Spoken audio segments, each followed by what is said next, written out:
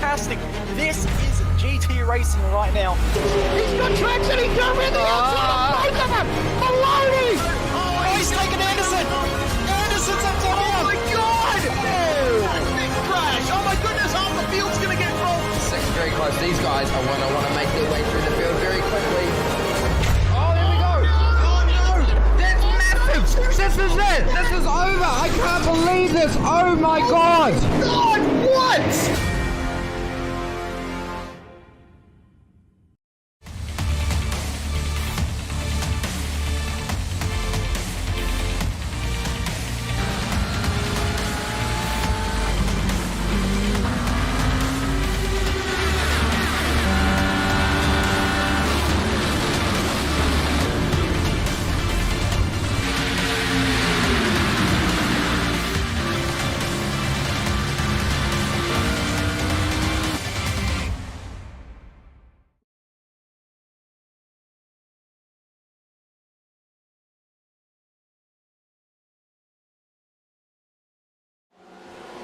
Welcome one and welcome all to SimSpeed TV into a very dark Daytona International Speedway for round 4 of the V8 Drive Day Perth Southern Cross Esports Summer Series. As I said, 4th round of the championship. We took a bit of a break over Christmas and New Year's, but now we're ready for these final 3 rounds, and we're racing into the night here at Daytona in a field of brilliant Porsche 911 RSRs.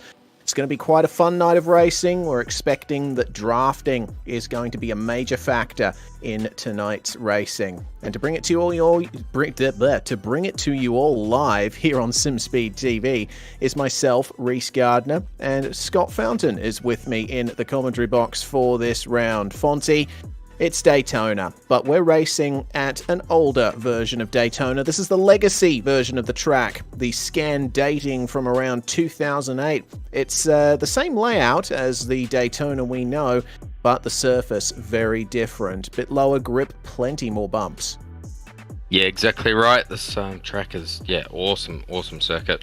I absolutely love it, and get to watch the Daytona 24-hour, which is making its presence in the iRacing official series coming up in the next few weeks, which I'm looking forward to being part of. And yeah, great circuit. And I think from talking with our director Jay earlier, just the bus stop's slightly different, I believe, on the new scan version. I may be wrong. But that's all of what I seem to understand of what it is. But yeah, certainly a new surface, and it's going to be some great racing tonight, Reese. Absolutely. As far as I'm aware, the bus stop, in terms of configuration, is exactly the same as it was. But, there we go. Of course, there's some very big bumps around that area of the circuit, and that's going to be quite a challenge here for the drivers tonight. Fixed setup. Here's the format for tonight, same as usual. 15-minute race 1, 25-minute race 2 with a reverse top 12 and a compulsory pit stop that you need to take between the first and last 5 minutes of race 2. The drivers are just in practice at the moment, about 6 minutes left in this session, so getting their final preparations in for qualifying. And I tell you what, since it's open qualifying, it's certainly going to be very interesting in terms of whether drivers will get draft assistance on their qualifying laps. These are the championship standings, and Trevor Leonard leading the way. He has won the most races so far this season, 4 to be exact. And Gianni Lutzu down there in 5th place. He was leading the championship before the previous round at Alton Park, but he went on holiday, so he had to miss that round, and that has given a big advantage to everyone there in front of him. And reasonable points gaps as well, but certainly with the chaotic racing this series provides, that can all change. Yeah, certainly right. This car, and it's not the easiest car to drive. You certainly need to put a lot of time in, getting practice. You can generally find the rear end breaks away under brakes, which I've certainly struggled with in the past. Certainly a great series, and good to see the championship is alive and well. And although there is a bit of a points gap between some of those drivers, still with a few rounds to go. Anything can happen, and certainly tonight with it being such a draft fest track, that's certainly going to play a big part in qualifying, and you see those guys who are potentially teammates or work well together on track, utilise each other to the best of their advantage. Well, riding on board with championship leader Trevor Leonard in the final minutes of the practice session. He's got 3 cars up ahead of him: Peter Biancucci, Alexander Newton and Clint Harvey. And all of these drivers will be looking for some good results here tonight. Currently, with those times you see on the left-hand side of the screen, Tyson Broad, who won the second race last round at Alton Park, certainly getting his eye in, only half a tenth behind Leonard. And of course that would have been with a little bit of draft assistance, I'd imagine. But as we're on board with Leonard, you can see how powerful the slipstream is. He's already gotten past Biancucci and alongside Alexander Newton, his teammate there at Team Racecraft Simulations. And nice pass there into the bus stop. And you've got to be very careful there over that exit curb at the bus stop, the final left-hander, because that curb is a lot thinner than it is now. Yeah, you're certainly right. It is, very thin and quite bumpy, and you get this slightly wrong line coming out of there and be on the throttle, where you can find yourself getting in the wall on that right-hand side pretty quickly, or does a snap around to the left. So I'm sure we will see someone fall short of that today. It is a very common thing to happen. I certainly know that whenever I've done laps around here, it's probably the most difficult corner to get it right, because if you get it wrong and you've got a train of cars behind you, you can quickly find yourself dropping down the order. Energy Motorsports, Mason Harvey currently 4th there.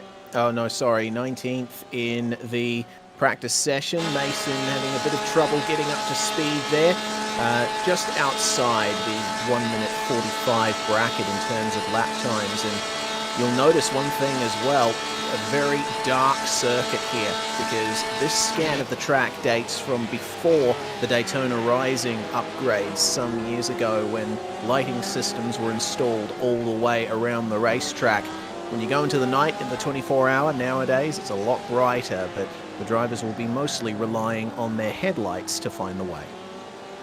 Yep, the night racing in real life or in sim racing is always a difficult one to master, and it's incredible how much different the car will react in the cooler temperatures as well. We're not really going to see a huge amount of tyre wear on these cars tonight for these shortest races, but yeah, certainly tyre wear in these cars you can feel when they go off, can't you? Yeah, for sure. But the drivers will be required to change all 4 tyres in their mandatory pit stop in race 2.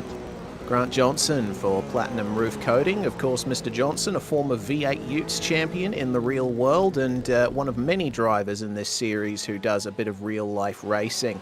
And certainly this summer series has been great to bring these drivers together and have a bit of fun in Simland. Also, Neil Woodburn for Loud Signs, currently in 17th place. He's one of those drivers that hasn't quite been able to get to the top in recent races, but you can bet that, as with everyone, he'll be trying his hardest to get up to the top. Of course, 17th place in the session at the moment, but looks pretty close between himself and Michael Thompson and Ross Fallon, as it looks like Mason Harvey has just pipped Mr. Woodburn to 17th place there. Mason finding a little bit of extra time there in with the number 54. Well, the clock is at 0 now in the practice session. The time is now for the drivers to get set up for this 15-minute open qualifying session. And wow, goodness me, that shows you how dark the track ends up getting when there's no headlights lighting the way. But it's all going to be about positioning your car, hoping that there's going to be someone in front of you to assist you on your qualifying run, because it can be worth upwards of a second if you nail the draft. Yeah, drafting around this track is the most important thing, especially in a qualifying like this. And it is a bit of a gamble, really, on getting it right. You can certainly try and set yourself up in a good position. I always find when you think that it's going to be a good lap, generally you're going to find it's going to be a bad lap and things just won't quite work out. And you can often find that in that 15-minute session. that you just don't quite get the lap run that you want, and yeah, with it being so open and so many cars on the track, they're all going to try and scramble up the pits, as we've seen, and try and gap each other. And yeah, I'm really interested to see who puts it on top. Well, Mr. Leonard doesn't have anyone in front of him. He was the first out of the pit lane, so he's going to be at a slight disadvantage, I would imagine. We'll have to wait and see, though. I want to give a big thanks to our series sponsors, who you'll see in the ticker on the top right throughout the night. V-Race Experience, Word of Mouth Signs, Alliance Auto Parts and Mining Supplies, and of course, V8 Drive Day Perth, title sponsor of this series. As Leonard exits the bus stop, this is going to be the line in to his first qualifying lap, and I think we should continue to ride on board with him here just for a bit of a tour around Daytona International Speedway. Bringing himself up to 260 kilometers an hour. Will probably just touch 265 when he gets to the braking zone for the first corner. Got to run wide, high up, and bring it down to the inside. Braking and turning at the same time into the first turn here, and there's multiple lines you can take. Leonard keeps it tight on the exit just to open up the S-bend of turns 2 and 3. And then it's hard on the brakes, cutting across pit exit to widen the entry to the first of the two horseshoes on the infield here. And this road course has been around since the late 1960s, early 1970s. It has undergone a few changes throughout the years. One corner that hasn't changed is that one. Flat out left-hand kink in the infield, and this is a very difficult hairpin here. Tightens up right in the middle, so you've got to take some interesting lines to get through there. Hard on the brakes once again to bring us back onto the oval, and it's a curved exit as well. These cars do have traction control, but you don't want to activate it too much because you might end up going for a big old slide. And then it's just flat out from here, Fonty, until you get to the bus stop at least. Yep, we're about to arrive at the bus stop fairly soon, and yeah, getting on the brakes sort of about the 200, 300 mark, and yeah, getting that corner actually right on the left, and then kind of straight lining it to that point as he comes through here. Pretty good line through here, and then not wash yourself out, and you'll get an off track if you go too far wide there, and then yeah, pin it straight around to the finish line. And this is always creates great finishes and photo finishes, to say the least. Absolutely. Well, Leonard will stick towards the left-hand side just to shorten the run to the start-finish line by a few meters. That is worth at least a couple of hundredths if you're driving at the very limit. Across the line he goes, and that's going to be a 43.7, the first time set in this session. Very, very quick indeed, and considering that his fastest lap in practice was only 0.3 faster, it seems Trevor Leonard is not as much of a disadvantage as we thought, not having a draft in front of him. The times continue to file in. Gianni Lutzu only 15 thousandths behind his championship rival, at least his championship rival for the first 3 rounds. Lutzu's looking to get his season back on track here as Dean Hunt sets a 46.7. Franz Estebauer for Perth Fork Trucks making his way across the line now as well. Estebauer having plenty of adventures throughout this season. A 46.082 there, or 099 to set his first time. 10th out of the 12 drivers that have set times so far. Justin McLean, well, that doesn't look like a very competitive time to start things off. He's going to have another run at that. Yep, he certainly is going to have another run at that. It's interesting to see these first 3, 4 guys haven't used the draft at all on that first lap. Not going to get too many in, and it's interesting to see how fast that 5 minutes has gone. As we're seeing Clint Harvey here, he's run wide. It is so incredibly hard to get turn 1 right. You can find yourself out braking and running wide so easily, and then you can take it easy coming in there, and before you know it, you're getting the car come up your backside and getting spun around. So yep, riding on board with Tyson Broad here. He's currently on a lap. Where's he currently sitting? Number 25, he's in 3rd place, and the 44.074 there for him. That consolidates that 3rd place. He's still got a few tenths to gain before he can get anywhere close to Lutzu and Leonard, the top 2 at the front of the field. Meanwhile, Robert Crisdale pipping himself up to P4 as Alexander Newton and Ross Thalen have just set times, putting themselves 7th and 10th so far. Cameron Edwards, one of our series organisers and figure at the WA Sporting Car Club, setting a 44.9 on that one, but it doesn't look like any of his laps have counted so far. A little bit squirrely on the exit of turn 1 as well, so having a bit of a tough time in the qualifying session as things stand. Ray Oliver for Mindset, and certainly a fantastic livery on these Mindset cars. Even at night, they are very striking. Oliver, a very quick driver on his day, and the owner of the league here at Southern Cross Esports, so he's got a lot to prove here. Sticking down to the inside, coming up to the start-finish. Let's see what kind of time he can set here. Will he be able to improve? 45.009 for him. Yes, that is good enough for 10th place so far. Yeah, not a bad lap there. Trying to keep it clean and consistent, and you were seeing a few guys who haven't managed to punch laps out yet, who were just riding on board with Cameron Edwards moments ago, and yeah, he's still waiting to put a lap down. Anthony Jewell is car number 28, currently sitting in 20th position. Brody Watts, he's about to finish a lap. Has gone faster, moves up to 5th position, 4th position I should say. And yeah, not a bad lap, pretty close between these front guys. Yeah, absolutely. I mean, you've got Leonard and Lutzu there in the 43.7s, but Tyson Broad, Brody Watts and Robert Crisdale only separated by a 10th or so.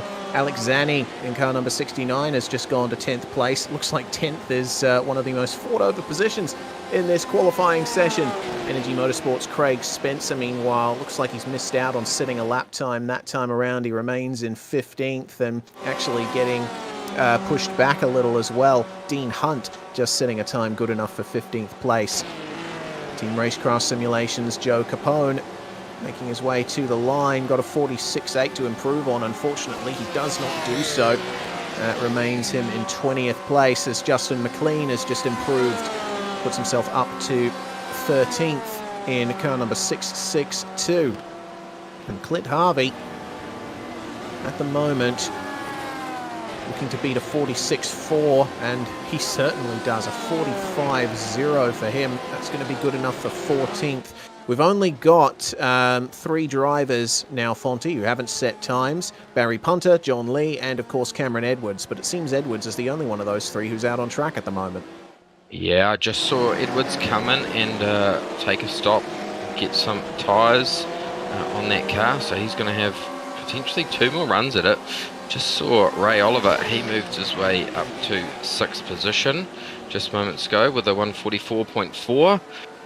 So not a bad lap from him. I think, yeah, around this track, you know, you really want to find yourself up sort of in that top 5 positions if you're looking for a race win, and just keeping it clean and consistent. Turn 1, lap 1 is always going to be a little bit hectic, and yeah, especially in these cars as well. So yeah, I'm certainly interested to see what the start brings. As am I, but we've still got just under 6 minutes of this qualifying session to go as Craig Spencer locks up on pit entry. These cars do have traction control, but no anti-lock brakes. So if you mess up that pit entry, you're going for a ride into the grass. The drivers are going to have to look out for that in race 2 when they have to make their mandatory pit stop. Justin McLean then down in 15th place. Can he improve? Oh, he just misses out by just over a 10th.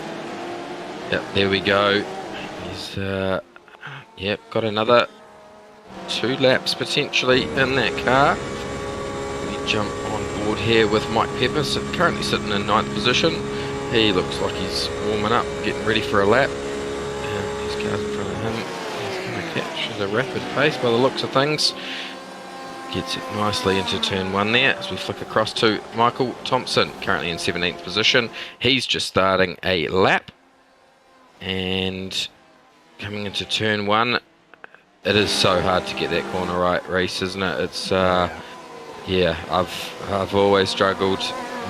The amount of laps I've done for previous Daytona 24 hours and trying to get that corner right and trying to put fast laps down, and it's over at turn 1.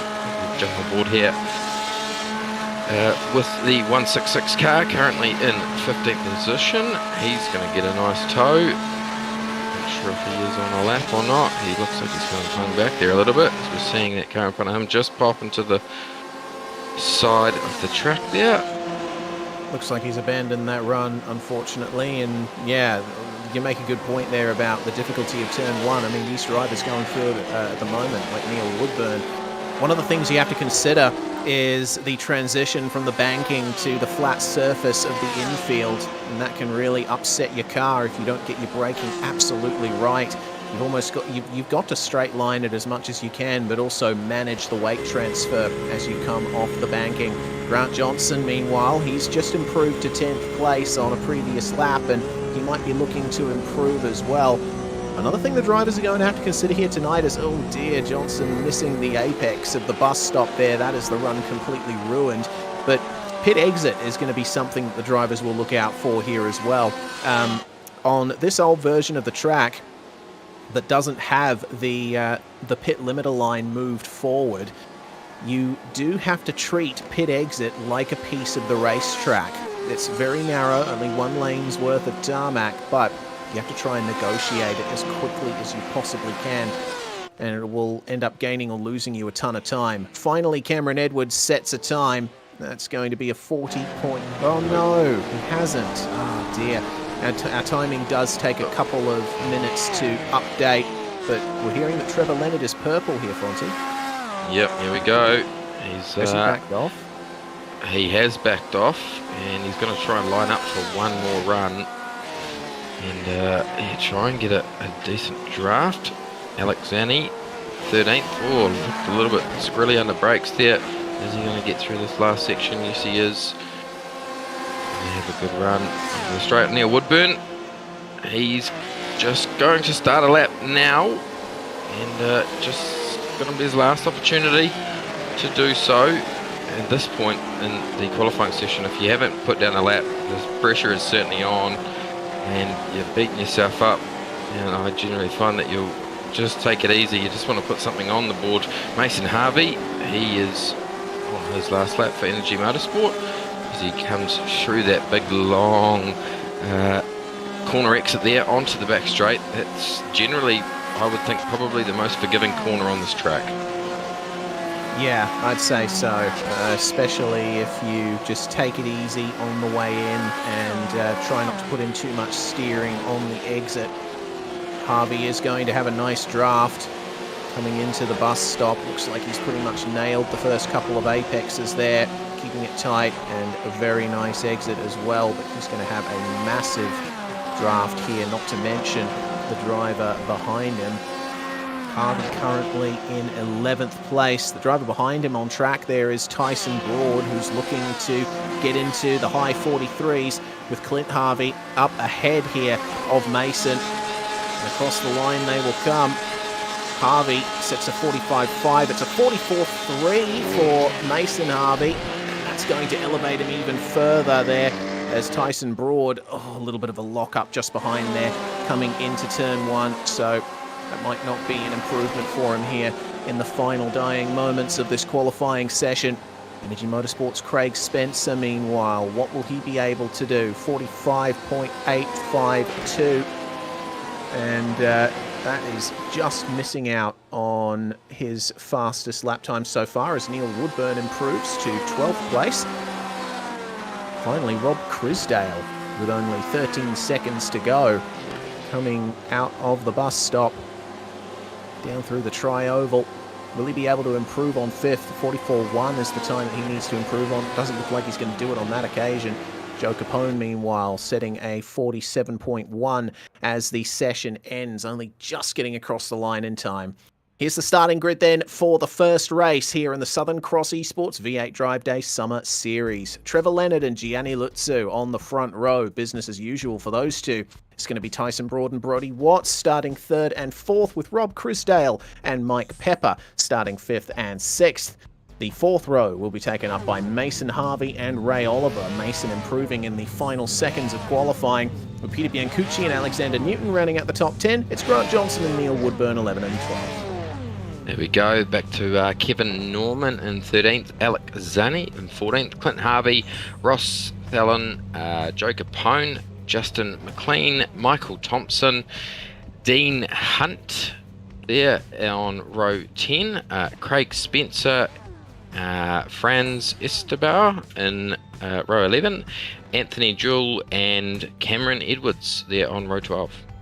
And the final two cars will be Barry Punter and John Lee. Ira Felberg is race control, and he's going to be driving the safety car just in case there's a big enough incident that requires a caution at some point tonight. He hasn't had to come out too much, has Ira, but considering the hard and fast nature of this track here at Daytona, well, there's every chance there might be a huge wreck, and he might be required to make an appearance in that Porsche Cayman GT4 pace car. But it's going to be the 911 RSRs, the GTE cars, that will lead us through to the green flag. Final seconds of the timer ticking away, and it's going to be a rolling start here behind the pace car.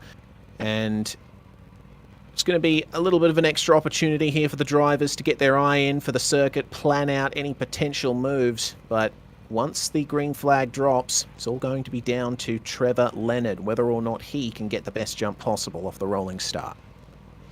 Yeah, certainly being sort of in that 13th, 14th, 15th position is quite a dangerous place to be on the start.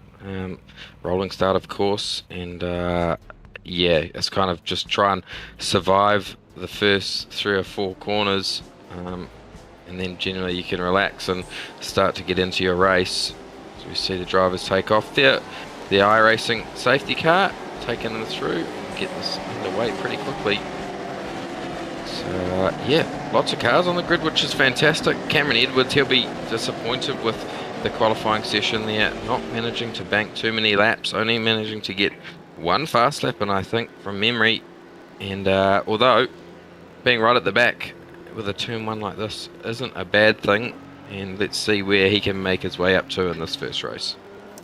Yes, Edwards, it seems that so far this season his qualifying hasn't been great, but he's been able to make up good positions in the races when he's been able to stay out of trouble. So keep an eye on Cameron Edwards. We'll see how far up the field he can make his way. And going through this infield, the track narrows up quite a bit. You are able to do plenty of side-by-side running, but especially through that section coming up towards the kink in the infield, you definitely want to try and give each other as much room as possible, because there's not much room on the racing surface. Not too far to go. Yeah, that's exactly right. It's a really awesome infield part of this track, and yeah, it really flows nicely, and as you were saying, side-by-side action, we will see that happen. Although it is narrow, there is lots of grip out there, and if you do see side-by-side, generally coming onto the back straight there is when things start to kind of file themselves out. This is when the drivers will be, the heart starts racing, and yeah, you're waiting for that lead driver to put his foot down and try and anticipate it at the right time. Yeah, Lutzu is going to have his eyes trained on Trevor Leonard here, because an instant more reaction time can make all the difference, and you may very well end up swallowed up by the field coming into turn 1. Final bit of weaving to get some extra heat into these tyres. Of course, it is nighttime conditions here with a 24-degree air temperature, 25-degree track temperature, so a pretty cool racing surface here. Once the tyres do get up to temperature, there's an awful lot of grip available with no UV light from the sun hitting the racetrack, but these first few laps are certainly going to be a bit skaty. Yeah, they certainly are. You can see the drivers there weaving across to try and generate some heat into the tyres. These cars, they are great to drive once you kind of understand it and know what to do with them. Certainly a lot easier to drive than some of the other tin top cars out there. Classic GT car. I absolutely love the Porsche. Probably my favourite looking GT car out of all of them. And yeah, it's great to have 25 of them on the grid as we're going to see the race start very soon. The iRacing safety car is going to pull in, in a moment's time, and how long is Trevor going to wait? That is the question. Well, it's a bit of a late pit entry here for the pace car. In it goes. Does Leonard decide to go early? He certainly does. Gianni Lutzu taken by surprise there. It looks like he might end up losing second to Tyson Broad coming into turn 1, but a clean start throughout the rest of the field. Will that be the case when they get out of turn 1? Well, it looks to me like Broad has managed to pass. Oh dear, there's been a spinner.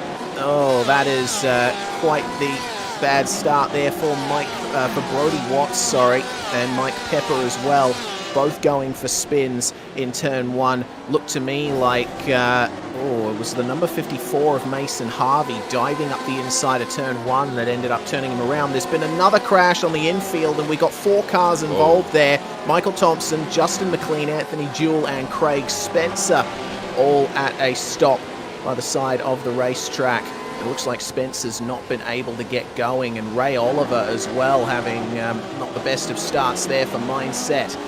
But throughout the rest of the field, the racing continues, and looks to me like Trevor Leonard and Tyson Broad starting to break away here from the rest of the field. Lutzu hasn't quite been able to keep up with them, and Broad right in the draft of Leonard here. There's been a bit of weaving on the back stretch, and there's been a big crash further back in the field.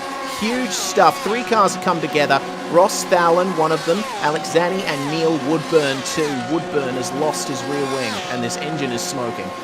There we go. Action aplenty on lap 1, as we thought might happen, and Cameron Edwards, the man who started off right at the back there, is up half the field already in P12. Staying out of trouble is key around this place. And some of these drivers, the likes of Alex Zanni, Franz Esteban, I saw him off on the infield there, and we've still got cars managing to not be on track. Out the back there, not the greatest start for some of them. An excellent start for Tyson Broad, though. Almost had a go at Trevor Leonard coming into turn 1, and Gianni Lutzu has managed to catch back up to them. So the top 3 well and truly fighting for these podium positions. Leonard's been able to skip away a little bit there as it's side by side between Alexander Newton and Kevin Norman. Newton getting the better exit there on the outside of the hairpin, and Clint Harvey almost had a look up the inside of the kink as well, but backed out of it. Wise choice there. Yeah, certainly a wise choice there. Kevin Norman had to get off the throttle and let Alexander Newton go through there, have the line. Really just want to try and stick with that car in front, not fight too hard. You have cars in front of you. You've already seen Robert Crisdale there in 4th. He's not losing that much time, although he is losing speed in a straight line in comparison to the cars in front. It's about 8 Ks down. The guys just in front, 1.7 seconds behind. So when you're in that position, it's pretty frustrating, because there's not much you can do to be able to catch up, even if you do have the pace. Tyson Broad, Trevor Leonard doing a fantastic job working together there well, and Gianni Lutz hanging on the back there in 3rd. And have a look at that for the lead. Tyson Broad in the draft of Trevor Leonard, and he is going to lead the way across the start-finish line, but he is going to be on the outside for turn 1, coming on to lap 3. Leonard with the more direct line to the inside. Does Tyson Broad keep it around the outside? He cannot do it. Leonard straightening up the car just a little earlier and keeping the lead. But I'll tell you one thing, Tyson Broad is hungry for this victory. He tasted it last round at Auckland Park, and he wants more. Yeah, he certainly does want more, and these guys fighting is not the way to go, and Gianni Lutz is certainly loving it. We've seen a little bit further back though, battles are plenty for those guys down there sort of in 7th and 8th spot. Got Kevin Norman, Clint Harvey, Cameron Edwards up to P9 in 3 laps, so he's got to be happy with that race start. Clean consistent is key. And he could potentially make it to top 5 if things were to unfold in front of him. Well, we've got black flags coming in from race control. Mason Harvey for obviously the tap around in turn 1 on lap 1, and Joe Capone getting a black flag as well, and that was that huge crash we saw through oval turns 3 and 4. I actually went back and took a look at it. Capone tried to split 2 cars and go 3 wide, but unfortunately some side-by-side contact ended up sucking them all into each other. So Capone deemed at fault for that. And we've also got a black flag for Grant Johnson. I'm not too sure what for, as there is the draft once again for Tyson Broad. Trevor Leonard is doing things right here, but oh, whoa, there we go. That is huge. Contact between Leonard and Broad. Tyson Broad has been turned around. Oh, and that is the worst place for that to happen as well. Broad with heavy damage. He'll be extremely frustrated at that. It was, yeah, not ideal for those guys, and yeah, for the front two to do that is yeah, certainly not expected, but this will bring Gianni Lutz right back into the mix, and if Trevor has damage, he will be able to take advantage. Oh, there we go. Big overlap there. Yeah, it seems Leonard was moving up the racetrack, but he was taking the line. This is what got Joe Capone a black flag. You see him try to split the 2 cars, and side-by-side contact, cars ricocheting off the wall. Actually, was more than 1 car involved there, 5 cars in total. So a lot of drivers being affected there. But Trevor Leonard, I think he can be confident in that he didn't really do anything wrong in that incident with Tyson Broad. Broad obviously thought that he was clear and could move down to the inside, but there was just a tiny bit of overlap between those cars, and ultimately that is what has cost Tyson Broad an almost sure podium finish, as it's really on here coming up to the bus stop. Kevin Norman going for 4th place there, and very late on the brakes, but a great pass being done there on Alexander Newton. Yeah, certainly excellent pass there. I thought he was going to overshoot the mark. Managed to pull it up and get through that bus stop and still hit the corner exit. There we go. We've got someone around, do we? No, we don't. Trevor Leonard has been given a black flag for that incident with Tyson Broad. Race control was very quick on that, so obviously the opinion in race control is different from up here in the comms box, at least from my point of view anyway. It seems that Leonard was deemed to have moved up the racetrack on Tyson Broad, so oh no. And to add insult to injury, overshooting his pit box for that stop-and-go penalty. Trevor Leonard is going to fall outside the top 10, I believe, as a result of that. It's benefited Robert Crisdale, though. He's made it up into 2nd, and this battle for 4th is now a battle for 3rd. There we go. How quickly it can change. And what did I say? Cameron Edwards inside the top 5. He's sitting 6th. Just having a look at the that incident between those top 2 guys, I definitely have to agree with you there. Not sure about that call, but that is race control's job, and they do a fantastic job at it. Either way, how you look at the accident, and yeah, just unfortunate they came together, but certainly fell into the hands of Gianni Lutz, who's leading the race 2.4 seconds in front of Robert Crisdale, and then Kevin Norman, Alexander Newton, Clint Harvey, Cameron Edwards, Dean Hunt, and Brody Watts. Great racing so far, despite the incidents. It seems that Kevin Norman is far enough ahead of Alexander Newton that he doesn't have to defend coming into the bus stop chicane. But of course, drivers familiar with iRacing will know as this side-by-side between Brody Watts and Dean Hunt there. Goodness me, very tight racing through the bus stop. Those familiar with iRacing will know that you start getting the effects of the slipstream from about 1.5 seconds back here on the very high-speed oval section. So there's still plenty of opportunity for drivers to catch up there. Looks like Hunt is in a massive draft here with Brody Watts, and just enough space being given by Peter Biancucci to allow Hunt to move up. Biancucci might want this as well. There was a slight bit of contact there probably, but Brody Watts, great defense there, and it looks to me like Hunt might actually lose out there to Biancucci, who was in exactly the right spot coming into turn 1. Yeah, that turn 1 side-by-side is really dangerous for both drivers. You just saw that inside car there, the corner squares off, and that tyre bundle there on the inside jumps out at you very quickly. Just seeing one of the cars here exit the pit lane.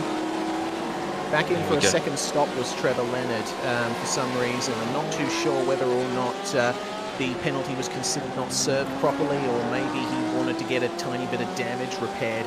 Not too sure, but either way, he's going to fall down into 13th place, and that is a far cry from where he was before. He's 36 seconds down on our leader, Gianni Lutsu. Meanwhile, Joe Capone, who has already served his black flag, I would imagine, currently up there in 12th place, car ahead of him. And it's important to note who is in 12th place, because 12th place finisher gets to start on pole for race 2. Yeah, you're certainly right. And, yeah, you can quickly forget about that when you are driving on track, and yeah, certainly a nice surprise to have. If you are that person who does forget, Trevor Leonard, he will be disappointed with the end result for this one. Very fast, and if he finishes in 13th, he'll be kicking himself even more. Nice battle going on there between Cameron Edwards and Brody Watts there. Watts just getting past Edwards. Still side by side. No, Edwards backs out as they go into turn 1. We saw that. Nice clean drive indeed. These drivers are respecting each other out on track, which is good to see, trading positions more and more. But we were checking back in with that battle for 3rd, 4th and 5th. We briefly caught a flash of it coming into turn 1, very close, but Kevin Norman has managed to break away from these two, Clint Harvey and Alexander Newton, and it remains to be seen whether or not they'll be able to catch back up to him, but they're well within slipstream range coming onto the oval. Yes, they certainly are. I was just going to make that point. 0.7 of a second behind is Clint Harvey, and then 0.4 of a second behind is Harvey. So well within slipstream range, and just hanging on there, looking after your tyres and making the jump at the right time, especially in that last lap. If you've got a whole bunch of cars together, then timing that run to put your foot down at the exact point that you need to be able to get the run so they can't get back past you is the most important thing. And it's a bit of a gamble. Just seeing we have one car in the lane there Barry at the Punter. stage. Barry Punter's come in for a stop. Obviously might be carrying some damage. Have a look at this. Clint Harvey now going for that 3rd place on Kevin Norman. Side by side on the run down to turn 1. Norman, oh dear, was that a lockup or maybe ghost contact? He might catch this. He did. Wow. And without any further contact as well. The commiserations to Kevin Norman, but I have to say, very well held, as Leonard is now catching up to Capone and may secure himself race 2 pole here. Yeah, there we go. He was pretty lucky there. He's walked away with that without getting any damage, and he could still be in the hunt here to catch back up to the car in front of him of Clint Harvey. 1.1 seconds separating him at the moment. Yeah, I bet he'll be changing his underpants after that one. Fantastic looking car out there on track. Good colours. Well, that's Leonard getting the move done there on Joe Capone. It looked like Joe lifted off a little early into turn 1 just to let him go. Obviously recognising that Leonard is the quicker driver in that respect, and probably not much point in fighting him when he's trying to work his way back through the field. Here's the replay of that incident for Kevin Norman, and I don't know whether or not there was contact here or if it was just a straight up spin. We'll get a better look here. And there was still plenty of space between the cars. It was the transition from the banking onto the flat surface that ended up catching out Norman, and that was going to be a free position for Newton. Very lucky indeed. Yeah, so lucky there to get away with that one. Trevor Leonard, he is potentially going to get another shot at winning a race tonight, because he's sitting in 12th position, and we are less than a minute to go in this first race. He'll be happy just to sit there, although he is catching Franz Esteban pretty quickly in front of him. I don't think he'll get him by the end of the race, however.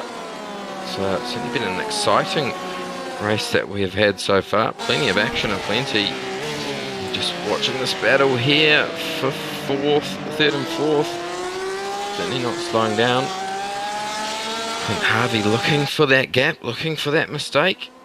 Yeah, but not going to find anything at this stage. Yeah, they ended up getting a bit caught out there, I think, by Barry Punter coming out of the pit lane. Of course, pit lane exit feeds right onto the racing line for the braking point for the first horseshoe. So not as much space to get moves done in that moment. But it seems to me that Clint Harvey, despite having to go a little wide to protect himself from contact from Kevin Norman as he was sliding across the track, he's done a good job of catching back up to Alexander Newton. And in the draft for the bus stop, Newton's going to go defensive here. Big weave down the back stretch. A little bit earlier on the brakes for Clint Harvey, but he'll probably be able to line up the exit of the bus stop a lot better than Newton did. And Newton ending up going across the grass. He might have gotten the slowdown penalty from that, at the very least, and off track. And that's going to be a major draft, as that is going to be the race finished for Gianni Lutzu, who takes victory. Excellent drive for him. Robert Crisdale's going to come home 2.2 seconds behind, and Clint Harvey. Here we go. He's just going to get him at the line, probably. Is he? Oh, maybe. Oh, that yes. was super close. Oh, he does. Newton gained a little bit back there and coming through the tri-oval. But my goodness, that was a super close finish for third. That was only 100th of a second separating those cars. And, of course, Trevor Leonard, well, he's catching up to Perth Fork Trucks' Franz Estebauer, but looks to me like, oh, well, actually, hold up. Leonard ended up getting him. So Franz Estebauer is going to start on pole for race 2.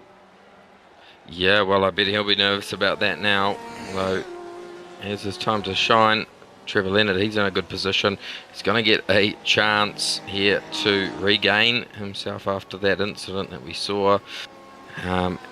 Yeah, I think that, yeah, if he gets a good start here, we'll see him take off into the distance. With how his driving has been, just disappointing about his incident there. But yeah, fantastic drive by a lot of these drivers out there. Brody Watts there in 6th position. Cam Edwards, he's got to be happy with that result there in 7th.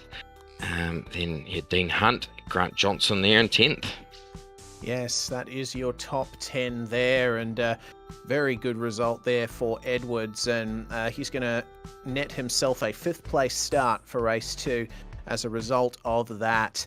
And man, I gotta wonder how different this race would have looked were it not for that incident between Trevor Leonard and Tyson Broad, who finishes down in 14th.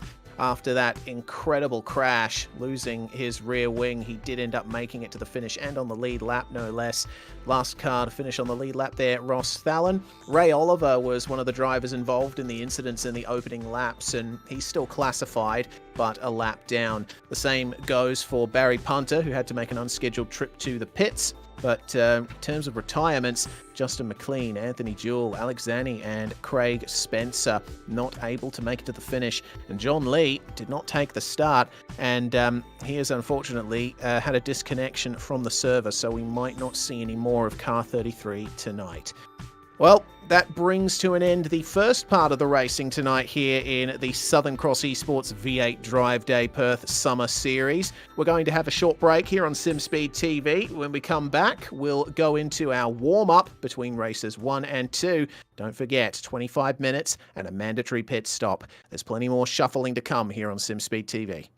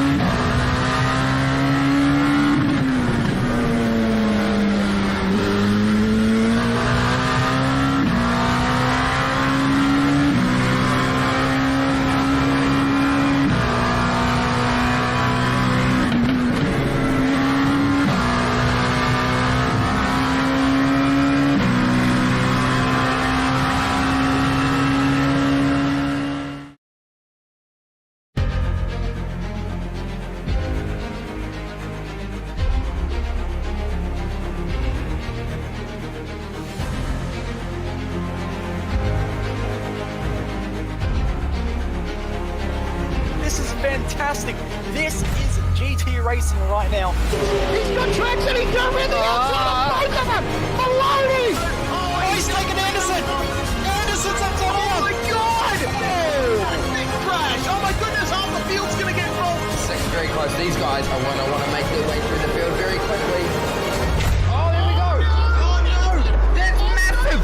This is it. This is over. I can't believe this. Oh my God. God, what?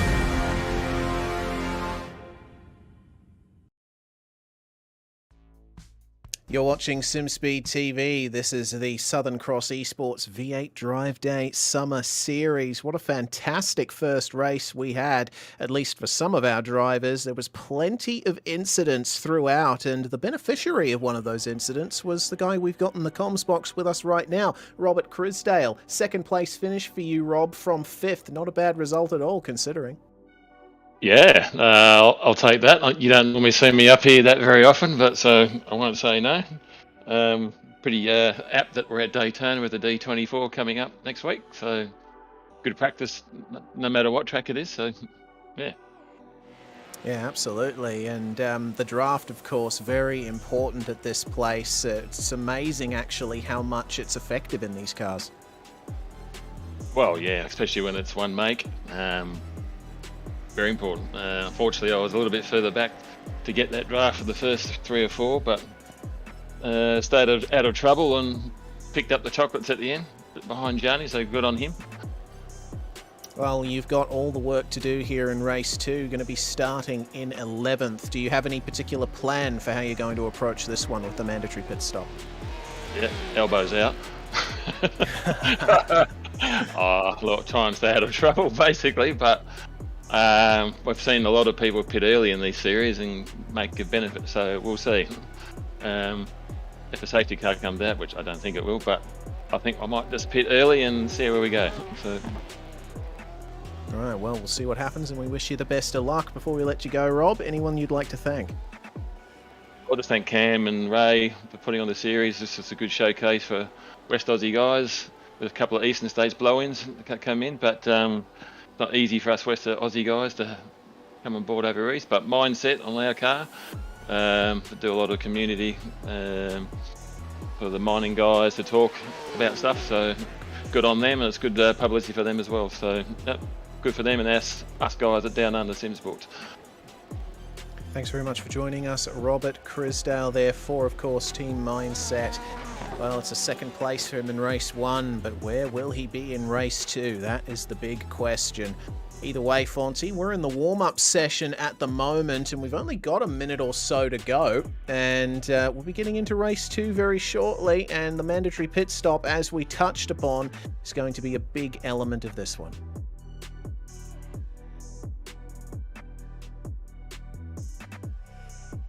Unfortunately, we seem to have lost. There we go.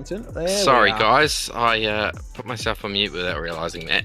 Yeah, just saying. Yeah, second race here, 25 minutes, which 10 minutes longer than the first one. So, yeah, car's going to react slightly differently to what it did at the end of the first race there. I'm sure we're going to see plenty of action here as well. The likes of Trevor Leonard, who we saw there, gets tangled up there in that incident. He's got a second shot at this, which I'm thinking he's probably going to be quite happy about that. And yeah, keeping out of trouble. I don't think we're going to see as much carnage on lap 1 as what we did in the first race. But hey, this is Daytona, and these are Porsche race cars, so anything can and probably will happen. There we go. We're looking at the events that we've got remaining, or the whole series, I should say. We're at Daytona for round 4, Okayama and Bathurst for the final round, which Bathurst is always a thrilling track, doesn't matter what car you drive, and it's been a great series. First time commentating on this series tonight with Reese, and I've certainly enjoyed myself. Yeah, I've enjoyed myself as well.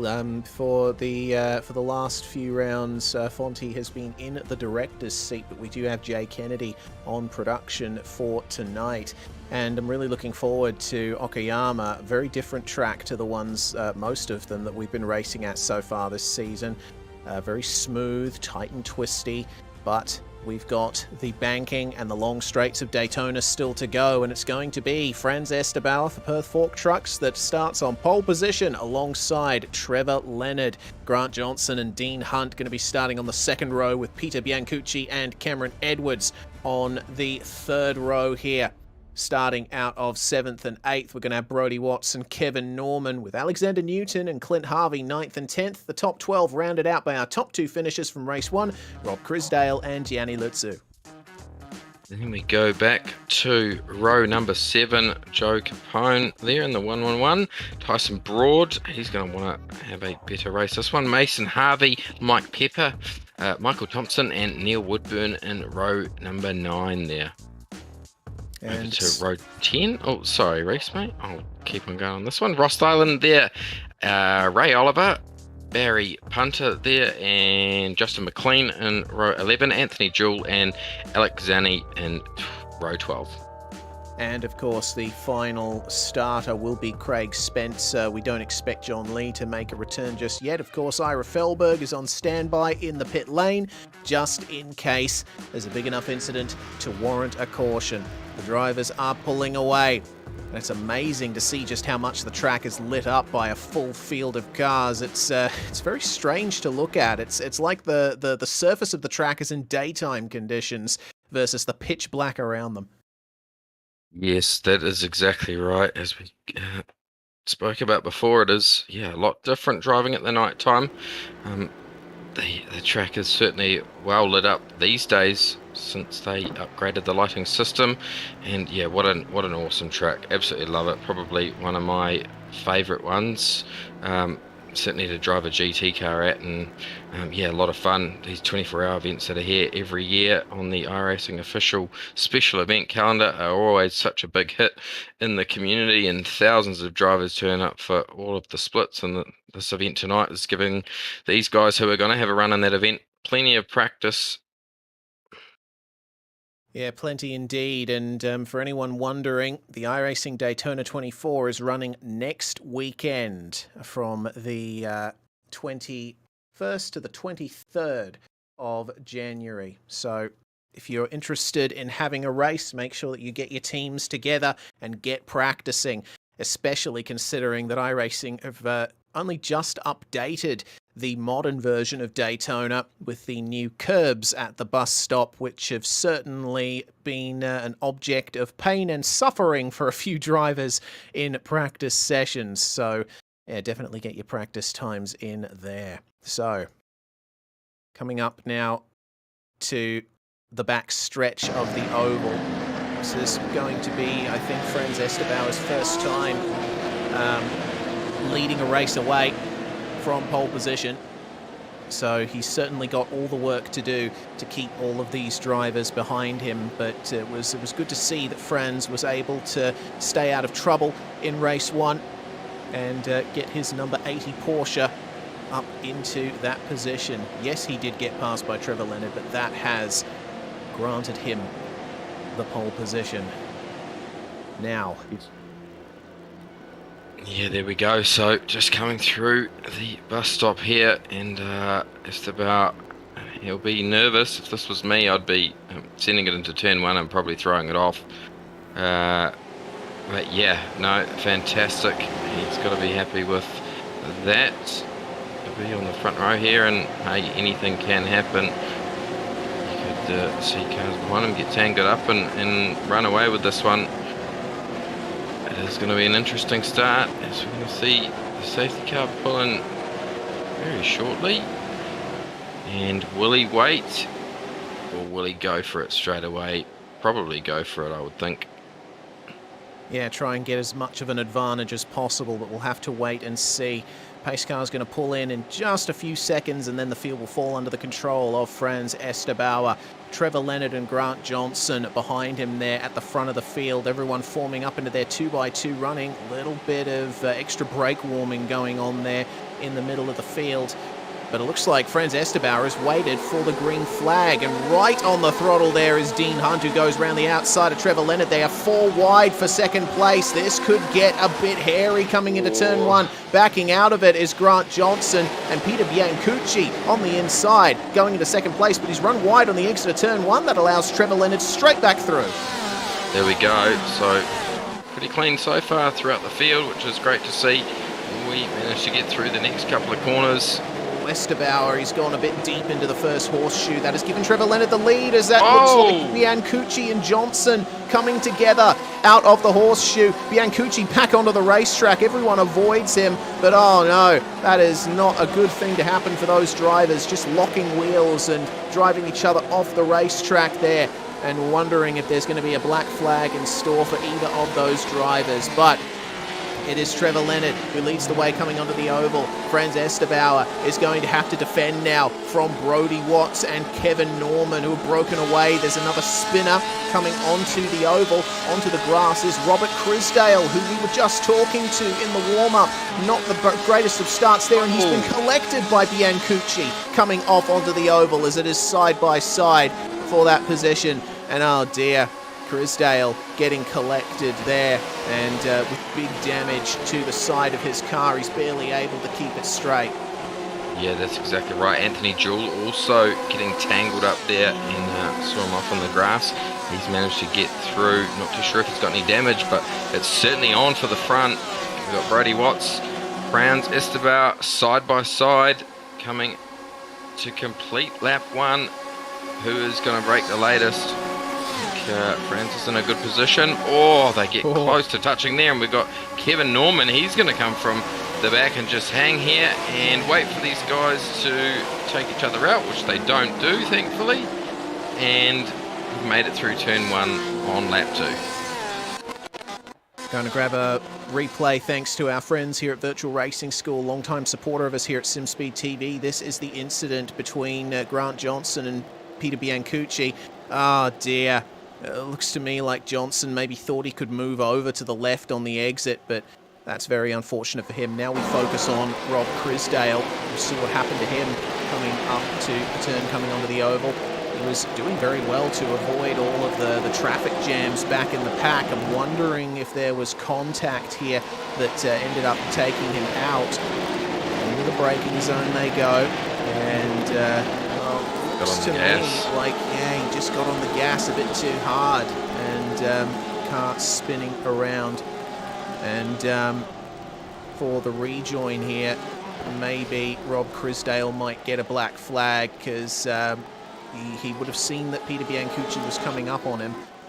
But we'll leave that decision to race control. Still very unfortunate there for Crisdale, as it's side by side for third place. Franz Estebauer with a very spirited defence versus Kevin Norman ended up getting him into the grass. And Estebauer with not the best exit coming out of the bus stop. All of this is allowing Trevor Leonard and Brody Watts to skip away from everybody. Clint Harvey now is going to try and nab third from the Perth Fork Trucks driver. But side by side down the start-finish stretch, not going to be much in the way of draft, as they've got a big pack behind them of Lutzu, Norman, Broad and Cameron Edwards. Who is going to be the last of the late breakers coming into here? It is going to be Franz Estebauer, who keeps the position there, and Gianni Lutzu sneaking up the inside of Clint Harvey and ending up promoting himself into 4th place. It's a good drive from Gianni Lutzu, considering he started in 12th. Oh, and just behind them they're coming together. All the cars getting involved. Oh, Tyson Broad and Kevin Norman with slight contact, and Gianni Lutzu drawing the big short straw there along with Clint Harvey. Yeah, it's really gutting for those guys. They were driving so well, and it was a fierce battle. They will rejoin on track. It's not going to get really any damage from that. I mean, we will see the pit lane really light up in this race at some point. I don't think we are going to see a safety car. We've still got this bunch of cars here. Oh, we've got another car around there just coming onto the bit straight there. I think it's Joe Capone. No, Mike Pepper, I should say. Oh dear. I think it was just on the brakes. He just nabbed that up, and then the rear came around on him very quickly. So he'll be pretty disappointed with himself on that. So we look a little bit further up. But Tyson Broad, he was lucky to get away with that incident earlier. and make his way through. He's sitting in 4th position.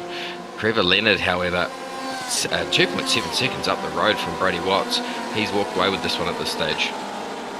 And that is what happened to Mike Pepper going into the tyre barriers, coming onto the oval. And that's a place where you really got to look out.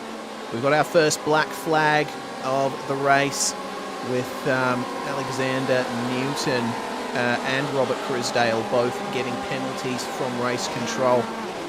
But tell you what, Franz Estebauer, it's been a combination of luck and good placement of his car. He's managed to hold on to 3rd for the time being, but now Tyson Broad, who was on an absolute charge here, will go up the inside, and maybe a little squeeze there. There we go. Contact between Broad and Estebauer, who spins across the racetrack and ends up taking out Cameron Edwards, among others.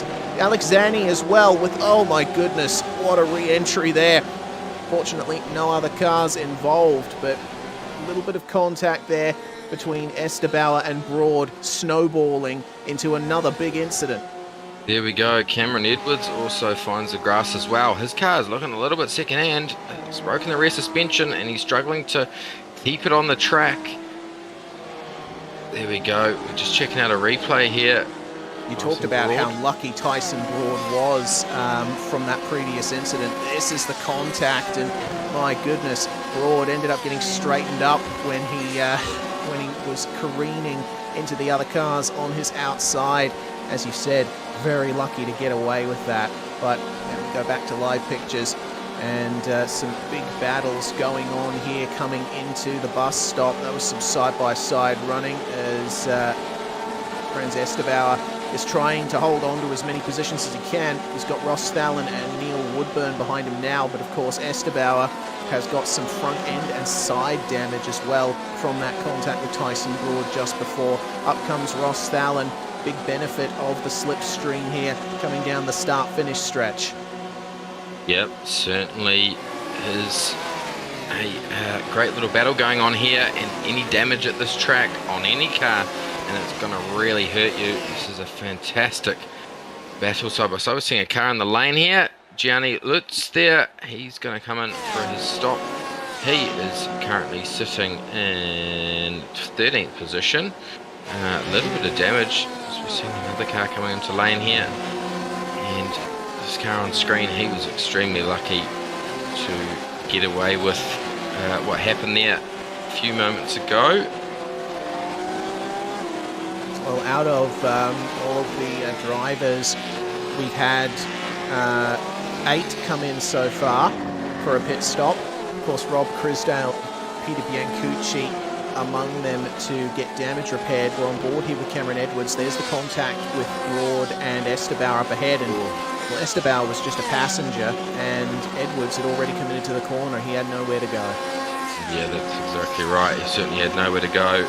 Pretty hard to react to that and pull yourself out of that when the car goes right in front of you, and it's just broken that front suspension. I was watching him struggle back to the pit lane there.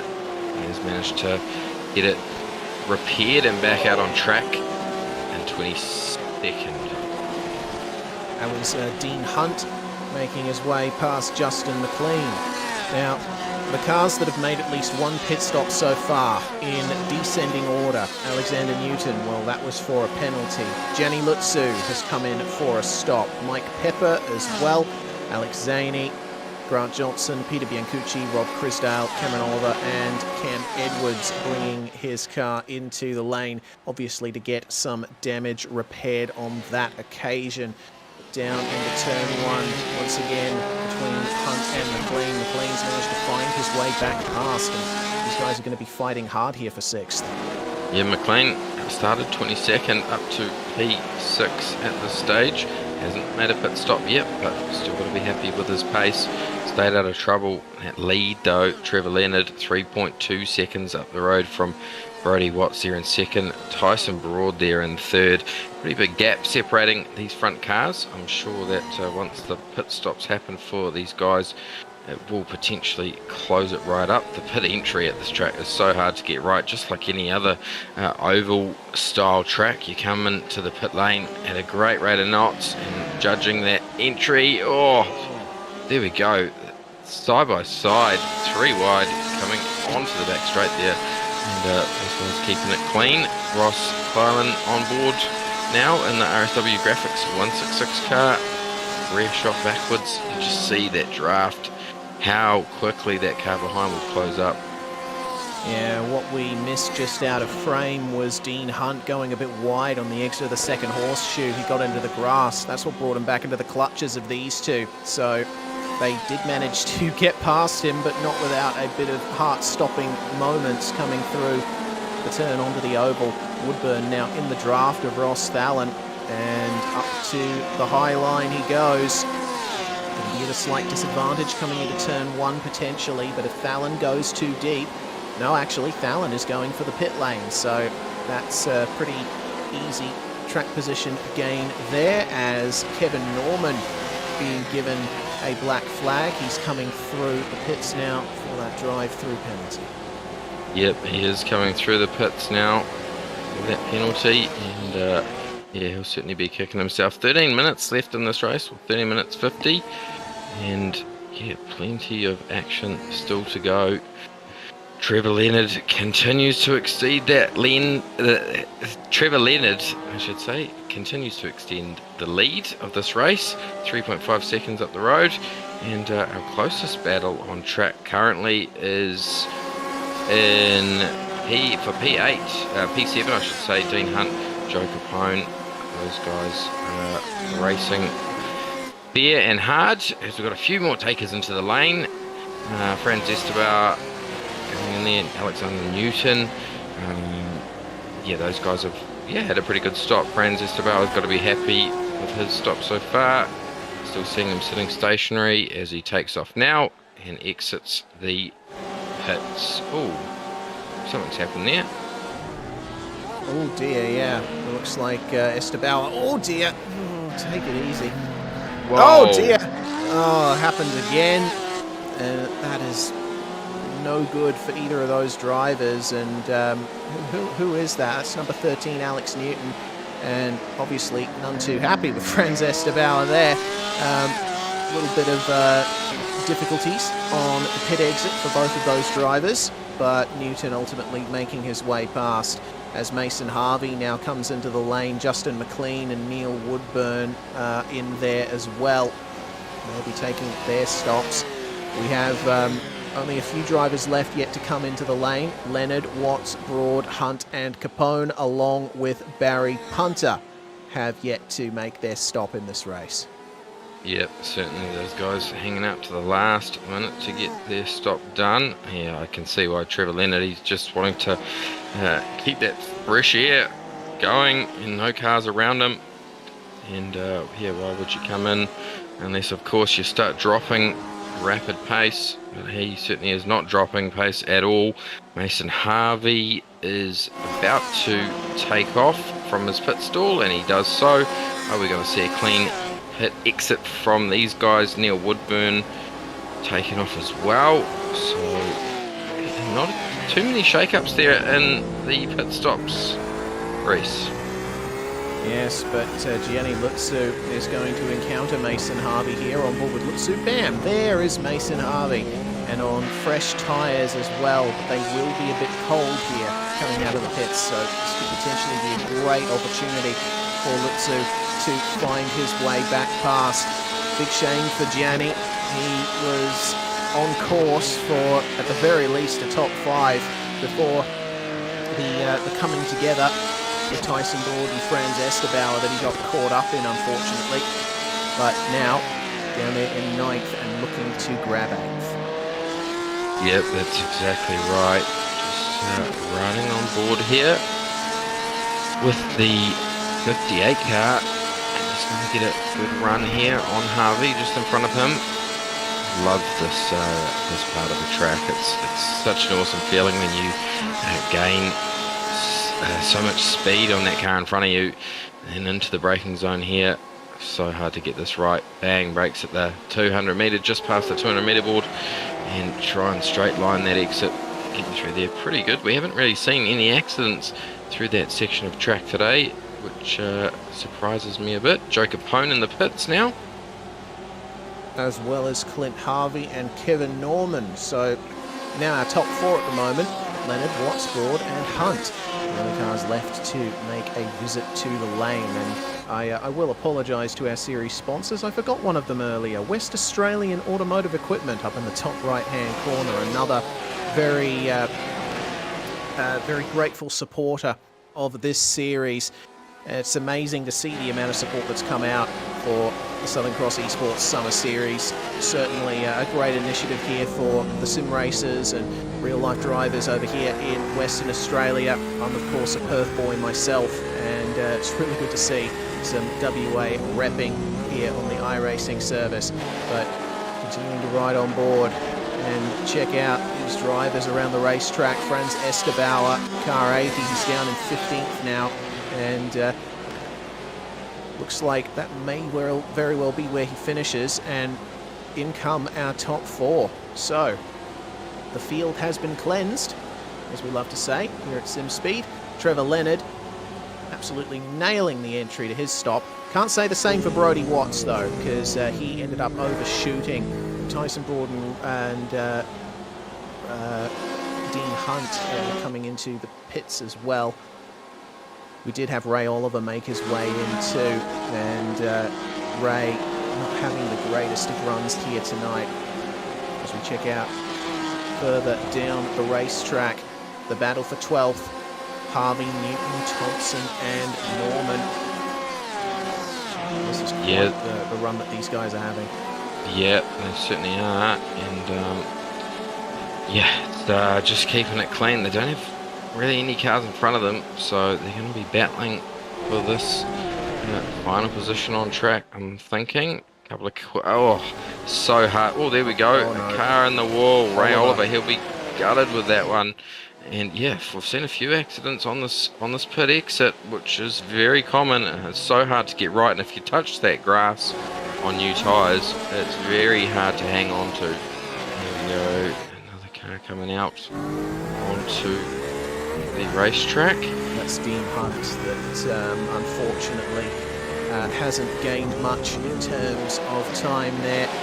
He's emerged in 9th place, just ahead of Ross Fallon. I did mention Brodie Watts overshot his stop. That has resulted in Tyson Broad jumping him into 2nd place. So these guys on screen at the moment aren't going to be worrying about that. Oh, goodness me. Very close between these guys, making their way through the infield. This is still the battle for 11th and 12th. As now coming through the 2nd horseshoe, Kevin Norman managing to keep Michael Thompson behind him. But Alexander Newton, who has come off a black flag, looking to try and keep him behind as best he can. And this is now the battle for 13th place. Yep, battle for 13th it certainly is, and that battle for 2nd place, Brodie Watts right on the back of Tyson Broad there. Made a mistake in the pit lane, but he's managed to get away with it, and the fact that he is under that 1.5 second mark entering into turn 1 here. Nice clean entry, good exit, didn't run too far into the grass. And yeah, I think that he's just got to try and think about that last lap, that last bit was straight, and line up that slipstream perfectly. He's well within range, and that battle for 13th with now Kevin Norman trying his best to round up Alexander Newton coming into turn 1. Slightly tighter line from Newton coming into the corner, but that's fine. You are able to take multiple lines through turn 1 and come out relatively the same versus your rivals, but it seems that Norman is going to have to wait for the oval once again to try and make a move. Meanwhile, on the left-hand side of your screen, Tyson Broad still managing to keep Brodie Watts behind. We'll see what Watts can do here as we now go on board with him. We'll see the slipstream really come into play here. It's not quite committing to it, but a little bit of weaving from both of them coming into the bus stop. Let's see then how the gap ends up decreasing It was about 7/10 of a second coming out of the bus stop. Watts, it seems, has gotten a great exit, and you'll see that time tick down and down and down as they make their way towards the start-finish line. Now under 4/10, now almost under 3/10. It's almost running out of steam there, coming up towards the end of the start-finish stretch. It's going to have to wait for another opportunity. Yeah, certainly right. It's and this will be a good test in trying to figure out where he needs to be for that last lap, for that potential run. Obviously, being 0.6 back is too far. He wants to be sort of 0.3, and then he might have a good chance at outrunning that car to the line, as we're seeing side-by-side action here. Oh, getting close to touching there. Who's going to break the latest into turn 1? The outside car's got it. Ross Thalen there getting the position over Dean Hunt, or at the very least defending. Oh yeah, or has he indeed? Goodness me. Oh, big oversteer moment for Dean Hunt there. Just took a little bit of the gravel on the inside of turn 2. Manages to hold on to it though, goodness me. And Kevin Norman having an awful lot of a great adventure here, still trying to make his way past Alexander Newton. Maybe a little bit of a bump at the apex, of the first horseshoe. Clint Harvey, I think, will be enjoying this. He's seeing these guys battling in his mirrors and thinking, hey, you know what, you guys can keep doing that. Keep at it, because it means I can keep 12th. Yeah, he certainly will be thinking that. He'll be wanting them to drop a little bit further back than 0.3 of a second, as we've got 2 cars on the wall here. The 166 car, Ross Thalen, and 47 Dean Hunt. Those guys were having a great battle there for 9th and 10th. We're going to... Yeah, that's really disappointing. We'll have a look at the replay. Big thanks to Virtual Racing School for their support of us and what has gone on here. Oh. Looks to me like Hunt has overshot the braking zone for the corner. He went for the inside, and Thalen ended up turning in, but Hunt was sailing past. I wouldn't deem any driver at fault for that one. No, certainly right. It was, certainly the front washed out there on that inside running car, and yeah, bit of an unfortunate accident, but that's motorsport. That's what happens.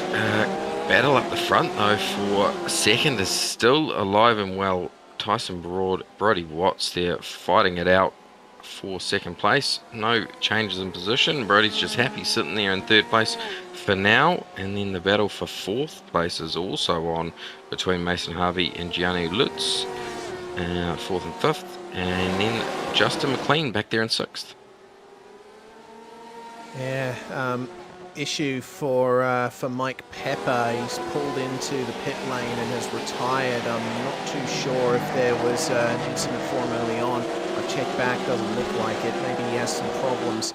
He did go for a stop, and now he's back out of the pits as this battling continues. Coming through the infield. Oh, Ross Thalen. Oh, Clint Harvey going up the inside, taken to the grass. Goodness me, bumping Ross Thalen off the road and into the tyre barrier. Thalen, of course, is already carrying damage from that earlier contact with Dean Hunt. Kevin Norman, he's managed to get by Alexander Newton in the interim, and now, with a bit of a rear-end damage to Clint Harvey's car, he may very well grab another position here. Yeah, he certainly might grab another position. It was a bit of an unfortunate accident there. Once you touch the grass, it's pretty hard to kind of catch it, especially in an aggressive right-hand turn like that. There we go, going to the outside. Oh, look at the speed difference in those cars. Although he's back out of it, and is he going to be able to get the run? Oh, big sideways moment to that car in front, and we've got a car around in the background there. Who is that? He's gone hard into the wall. Alexander Newton has gone in, and we did say we will see an accident on corner exit of the bus stop, and there we go. Yeah, he caught the grass and ended up spinning back around. Unfortunately, Michael Thompson collected him as this battle is continuing down the front stretch. And, oh my goodness, Kevin Norman just getting past Clint Harvey, but Harvey is going to go down to the inside coming into turn 1. They just avoid making contact, and a bit of a lock-up for Kevin Norman, but he maintains track position. And now he's finally up into 9th place, just a position away from where he started. Yep, that's exactly right. And yeah, you want to be that trailing car in this battle. We are on the last lap of the race, 25 minutes long. and it's been plenty of action. This car here has done a fantastic job. Oh, big late brake move there. Car behind, and still in a good range, good position to line himself up for a slipstream as they come onto the back straight now. But Trevor Leonard is going to come away with a dominant victory here by... he's got a slowdown penalty right at the line. Oh, this could be... He's going to get it. He's going to get done. Yeah, he's going to fall back to third. Oh my gosh. Oh no, to second. Falls back to second. Brody Watts just misses out, but Tyson Broad taking his second victory of the season. And Gianni Lutzu and Mason Harvey battling to the line. Harvey is going to win that battle out. Oh, that was very inconvenient for Trevor Leonard, getting a slowdown penalty out of the bus stop on the last lap.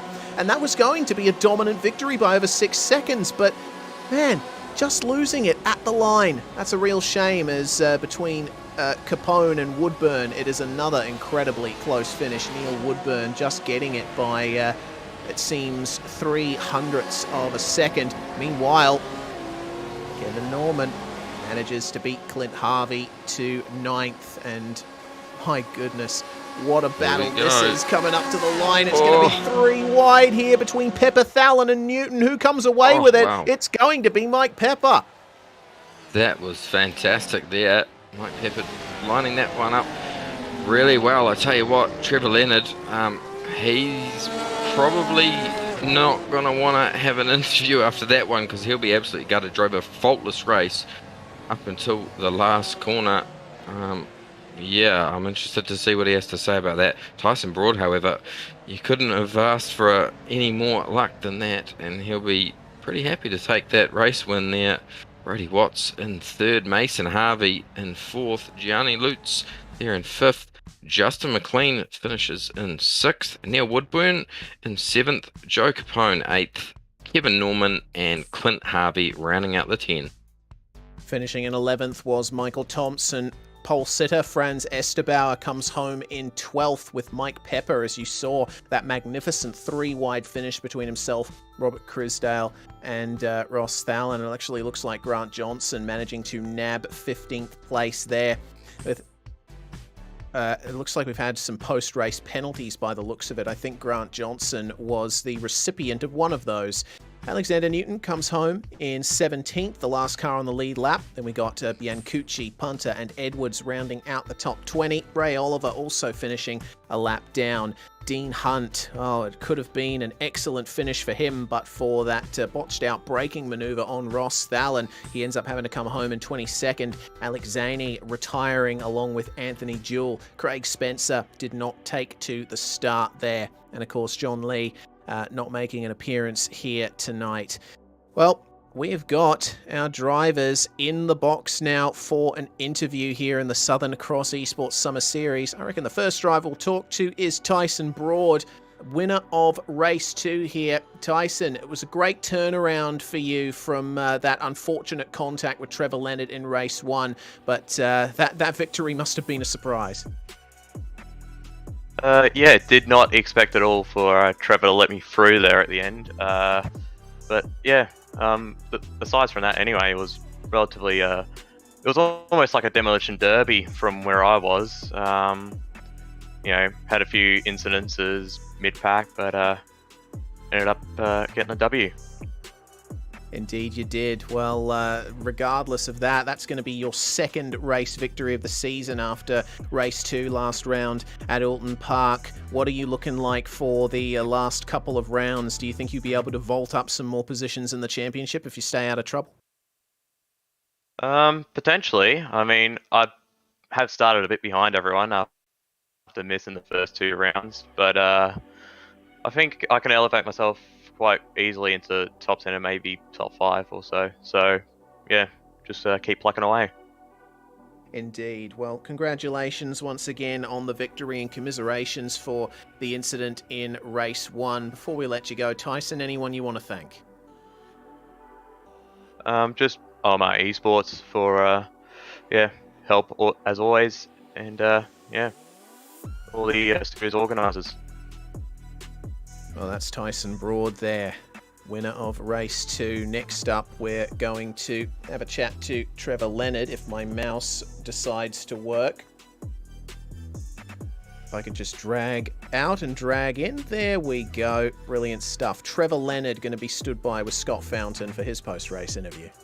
There we go. Trevor, firstly, yeah, well done on the second race, but tell us what happened at the end there. Yeah, well, it all stemmed from that first race. I had a very unfortunate incident with Tyson. Yeah, long day at work, and I thought I heard clear right. It may have been car right. So I wanted to tuck back into the draft and accidentally spun him out. So I felt god awful about that. So yeah, I needed to pay it back in the second race. So I did my best. I was hoping he'd build a gap with Brody, and I could give him the win easily. But yeah, I just wanted to drop back and let him have the win. Managed to get second, but yeah, it wasn't right. So yeah, well, you certainly had the pace there in the second race and in the first one. Bit of an unfortunate accident there, but yeah, you'll be happy with your pace at the end of the night. Yeah, Tyson was catching on me, like, genuinely. So that's why I was like, yeah, I have to give the place back to him. But yeah, that first race would have been good if I didn't make that mistake. It would have been nice close racing through the whole thing, I think. Yeah, well, that's great sportsmanship by yourself.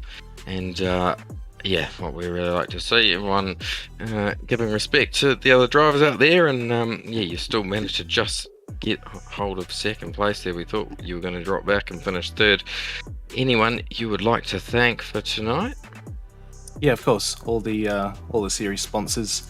So V8 Race, obviously you guys for doing the broadcast. You guys do an amazing job, so I really appreciate that. And yeah, obviously my team sponsor Racecraft, shout out to them. They're getting a shout out every time at the moment, but well worth it. Go check them out. Yeah, no worries. Thanks for coming and having a chat with us, and yeah, well done for your result in that second race. Cheers, guys. Thank you. Well, that is Trevor Leonard there, and as I just came back in the middle of that interview, it seems that it wasn't a slowdown after all, Fonty. Well, either way, we do have our third place finisher in race 2 with us now, Brody Watts. A good consistent night for you, Brody. 6th in race 1, 3rd in race 2, in what seemed to be quite a chaotic night. Yeah, I had a bit of a spin on lap 1 of the first race, but managed to keep clean for the rest, and yeah, happy with the P3, so yeah.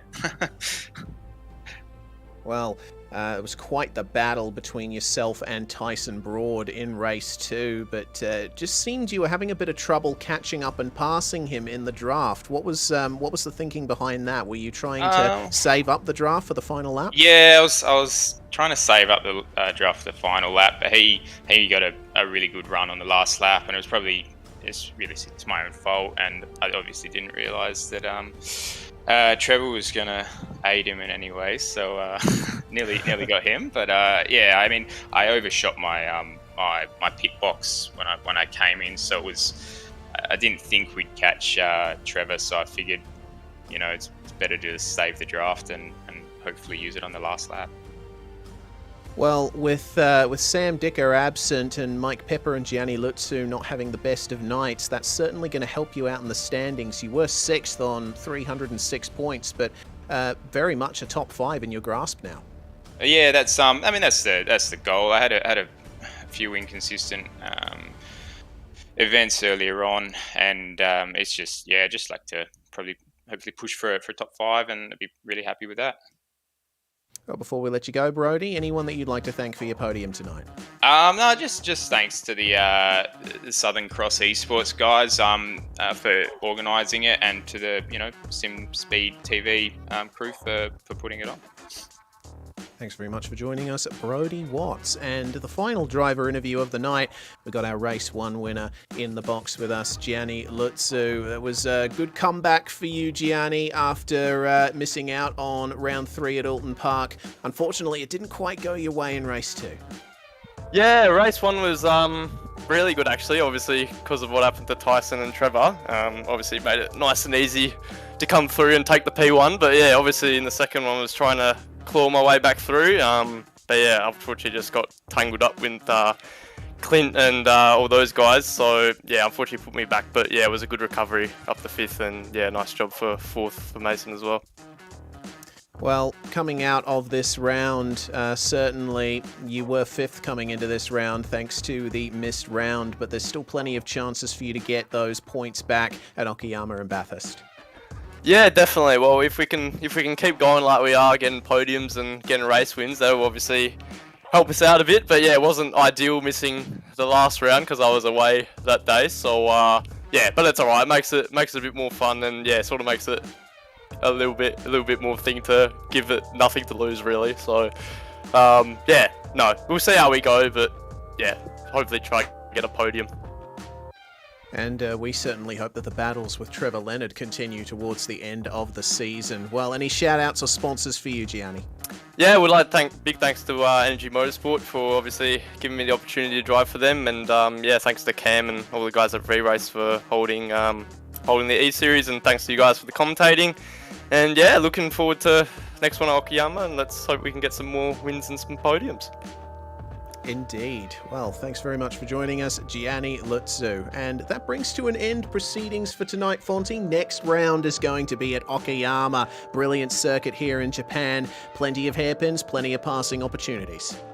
Yeah, exactly right. One of the first tracks, I think it was the first track that I ever drove on iRacing many moons ago. And yeah, certainly creates great racing. Be awesome in these cars. Very technical track. Not quite as quick as what we go around this circuit, but yeah, certainly going to be exciting racing. And if yeah, tonight's anything to go by, next round is going to be awesome. Indeed, it will. We hope that you can join us there on February the 2nd at 9:30 Australian Eastern Daylight Time. That's 6:30 WA time, as you can see down at the bottom of the screen. Well, we want to give a big thanks to everyone for tuning in and having a watch. We want to give a big thanks as well to our series sponsors once more: West Australian Automotive Equipment, V-Race Experience, Word of Mouth Signs, Alliance Auto Parts and Mining Supplies, and of course V8 Drive Day Perth. That's the Southern Cross Esports Summer Series, Round 4 from Daytona International Speedway. Gianni Lutzu and Tyson Broad taking victory with a great show of sportsmanship by championship leader Trevor Leonard. Thanks very much for watching, everybody, and we'll see you next time.